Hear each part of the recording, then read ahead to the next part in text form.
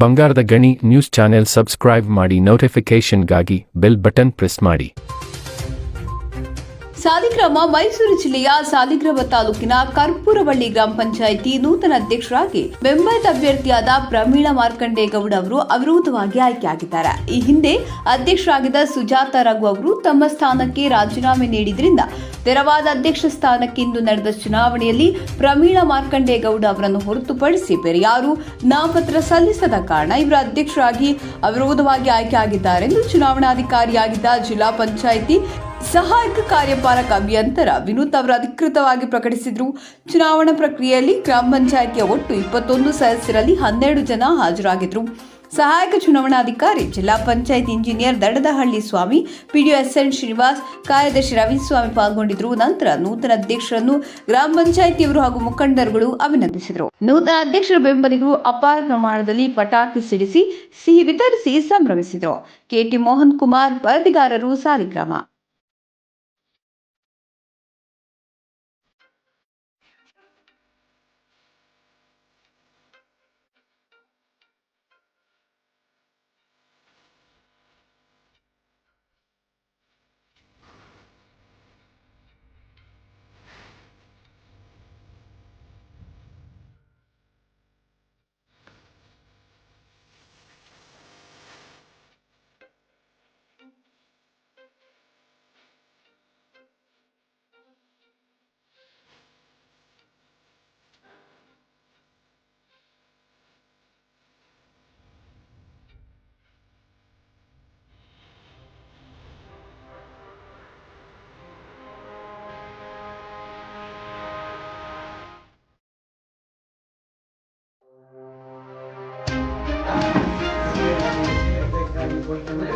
ನಮ್ಮ ಗೊತ್ತುಪಡಿಸಿದ ಅಧಿಕಾರಿಗಳು ಹಾಗೂ ಎರಡಬರಿ ಸಾಹೇಬರಿಗೆ ವಂದನೆಯನ್ನ ಸಲ್ಲಿಸ್ತಾ ಇದ್ದೇವೆ.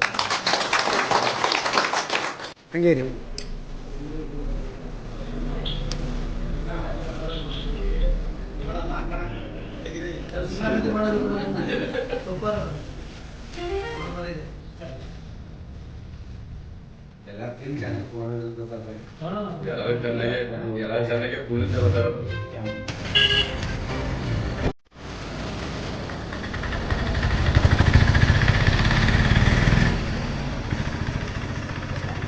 ಹಂಗೆ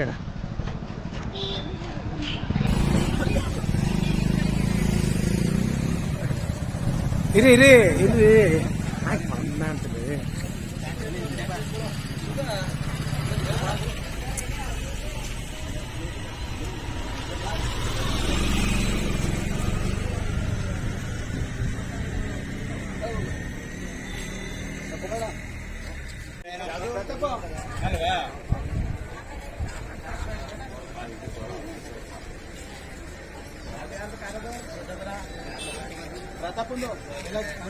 ಮೊದಲೇ ಒಂದು ತೆಗೆದ್ಬಿಟ್ಟು ಹಾಕೊಂಡು ಸುಮ್ಮನೆ ನಿಮ್ಮ ತರ ಕೆಡ್ಸ್ಕೊಂಡು